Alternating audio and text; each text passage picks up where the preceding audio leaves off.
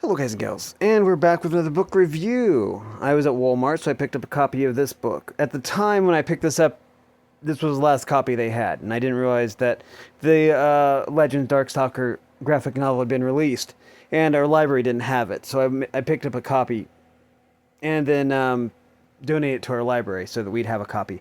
So yeah, but when I went back a couple weeks later, this image is from a couple weeks ago. They had a whole bunch of them, but they were completely out of Talons of Power, which is the other graphic novel.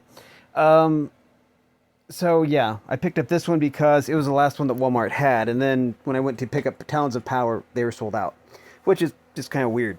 But anyways, our library is going to get a copy of it anyways, so it doesn't really matter. Anyways, what we have here, that's enough, TLDR.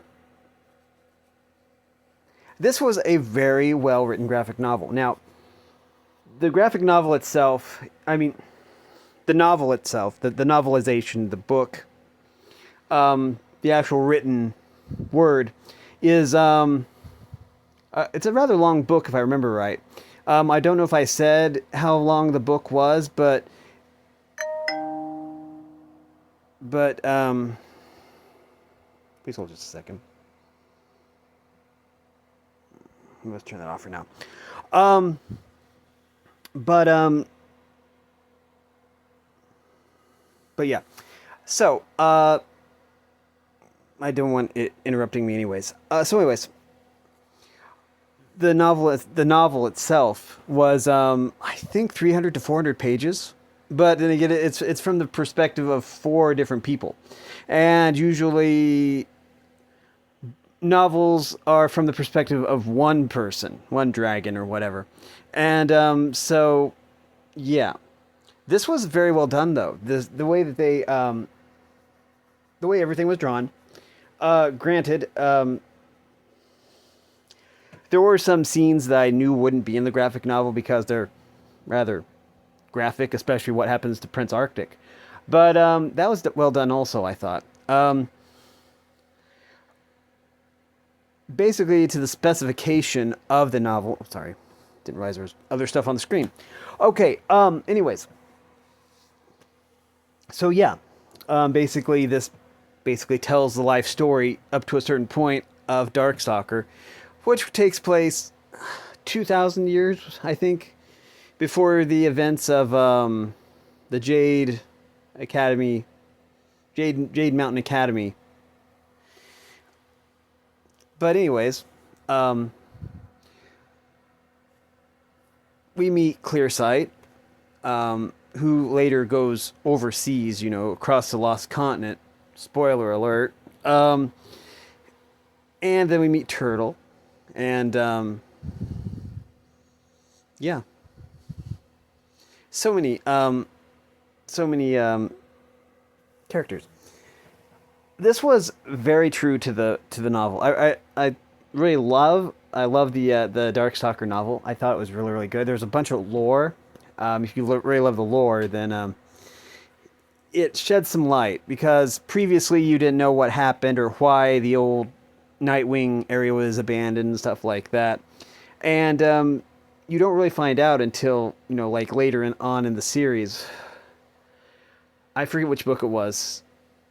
Book 8, I think, is when we basically find out, but it's like on the map, the old Nightwing place. But anyways, but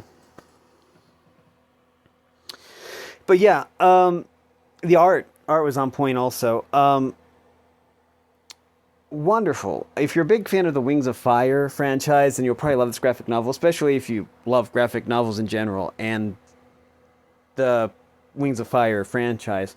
I'm really glad that all the books are being made into graphic novels, and at a pretty rapid pace also. Legends, Darkstalker, and Talons of Power both came out this year.